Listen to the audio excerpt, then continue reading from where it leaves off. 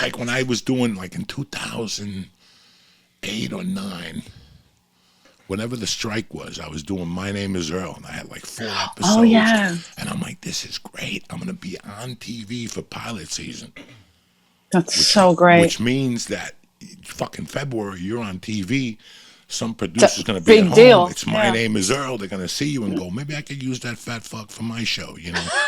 And all of a sudden there was a fucking writer's strike. I was heartbroken. Like I'm like, what do you mean a writer's strike? I gotta go to work. I got My Name Is Earl with Michael Rappaport. We're having a good I'm time on the killing it. show. Yeah. I'm killing it, and now you motherfuckers come up with a strike. Like I was fucking heartbroken, but that could only happen to me at that time. You know what I'm saying? Like I had All right. all my fucking trees planted on this fucking TV show being on TV in February, and now there's a fucking writer's strike. So like throughout this whole thing, I didn't really think of the older comics. Like you have something you could do. You know what I'm saying? You could go Yeah. write a script. You know what you're doing already. Yeah. I thought about the younger guys, like 5, 6 years that were just getting ready to feature. Like they just got their first feature week, March 18th night, the March Yeah. 19th, and everything closed down on the 17th or the 16th of March. It was a Monday. So you're like, what the fuck do I do? Like I felt so bad for those guys, you know. So Yeah. I don't want you to think that I'm not mad at you or anything. I'm just saying that like I do feel bad for all the comics, you know, because it's money involved, and I felt bad Yeah. in that aspect. But I didn't feel bad, you know. The money will come later. We'll go on the road later. We'll You know, it's figure no it big out. Yeah. deal. In the beginning, I think everybody was in panic mode, like fuck. But I was making jokes that I'm the pandemic comic because they're like, "Who draws 30 people? Will you come to Kansas City?" I'm like, "Hey man, I don't got no kids. I'm good. I'll come." And I would fly out in June. Like I was going to places that because I was already booked, but they got all canceled. And then once they opened up a little, they were like, "Hey, would you come here?" And I did. And I went to Arizona. I went to Minnesota. I was all over the place. And that's why I recorded an album at Uncle Vinny's because I was working that out. I had already planned to do it before the pandemic, but I was lucky enough to go out, and we only had, I think they could only sell like 30 tickets. So they were like, "Who would want to work in front of 30 people?" I'm like, "I will." So I did. I got lucky, and I was doing, and then money got cut in half, obviously everything. So you're still struggling, but at the same time, I was still getting to do what I wanted to do, and I was able to record the album at Uncle Vinny's in April. So it was very exciting. You have no idea, like when older comics talk, like from the Comedy Store, how many people are really proud of you. You have Oh, no that's so idea. sweet. I think Ari came down here maybe 2 months ago. We went to get Chinese food, and we were talking about you. We were talking about, the jump that Eleanor made. Like Eleanor paid attention for 10 years without doing, like I got 12. 12 years without doing 12. comedy, but you paid attention. And I always tell, when people always say to me, well, I'm thinking of starting comedy, if I know the person really well and I like them, I'll go, listen, the best advice, just get a job around it. Around it is Get a 100%. job around it. I don't care if you're a doorman. I don't care if you're a bartender. I don't care if you're a busboy. Get a Yeah. job around it. So Look at our punky. learn. Yeah, Look at our fucking punky.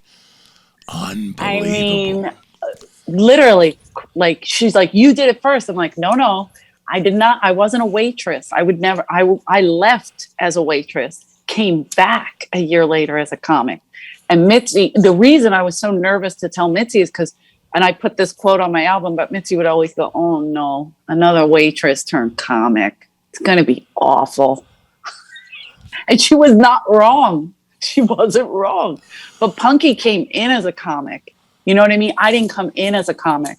I had no interest. But Punky came in as a comic, worked her ass off as a waitress, a bartender, whatever job she would be able to do to get stage time in any way, shape, or form. Now she's on SNL. I think she's doing a show right now. She booked a show, so she had to cancel a lot of her live gigs. She's killing it. She's killing it, and I couldn't be happier or prouder of her. They had That's all a these real product of the Comedy Store. Yeah. Yeah. It pissed me off because all these women were talking shit about the Comedy Store. Oh, please don't get And me angry. they had But no yeah, idea that a lot of the male comics in there were giving love to the females the way, 100%. we were excited for you. We were really excited for you. I think, if I have I still remember going to the Comedy Store like before the pandemic and me and Joe watching you like in the original room one night and going, can you fucking believe Eleanor? Like, this is she's killing up here. Like, who the fuck would thought, And So awesome. so many people from the store, like even when Punky got Saturday Night Live, dog, I think I cried. Me too. Same. I I wish was so people excited. knew what love we had for each other, whether it's Felicia, you, Ali Right. Wong, fucking the little blonde chick that's like a prowess on stage, Eliza Schlesinger. Jessica, yeah, I love Jessica, Michelle Singer. Oh my All God, those. people had no idea how close we were. I'll never forget ripping my fucking hamstring and being on the floor in pain and going, what the fuck? And Annie Lederman coming up to me going, you want me to get somebody to suck your dick? And I'm like, And he's do you want your blowjob? Do you want to get your dick sucked? And I'm like, Annie, what the fuck? And she's like, She's I'll get the one of best. the guys here to suck your dick while you're on the floor. People don't understand. It pissed me off so much. And you want to yell, but you're like, it's not going to, they don't know. They don't fucking know. They get it from one girl that says, I went to the store and I was mistreated. They didn't give me a spot. They Yeah, didn't they're give me not a gonna. spot. Yeah, they're not gonna. You gotta work for it. You gotta really put the time. You gotta really stop getting on Twitter and complaining about shit. Just go write jokes. Like Annie and I say it all the time. Annie, I think she wrote it because somebody was giving the store a hard time because they didn't understand how you get in the store. They thought your manager calls and then you just get spots. That's not how life works. That's not how it works over there. Maybe at other clubs, but not at the Comedy Store. You have to come up. I remember, as assholey as Tommy was, what's his name, was doing the Emmys or something, and Jeff Chetty brought him in. Oh shit, he's a big name, and I can't think. I could see his face. Jason Sudeikis. He walked in and he goes, "Hey, he wants to work out some stuff," and Tommy was like, "Well, he's not a regular." I was like, "Holy shit!" But he goes, "Well, we can give him some time in the belly room, It's like, dude, you got to go through the process of the store. You don't get to just walk in there. You don't get to just come in and become a regular because you have credits. I mean, a little bit now, but not like before. No. Listen, you can have 20 credits. If you can't cut it up on stage, it ain't going to help you. 100%. All your credits are not going to help you. So knock it off with the fucking credits. If I The hear credit one you more need is person- hard work. That's the right. credit that you need. Credits don't do dick for you. That's what people,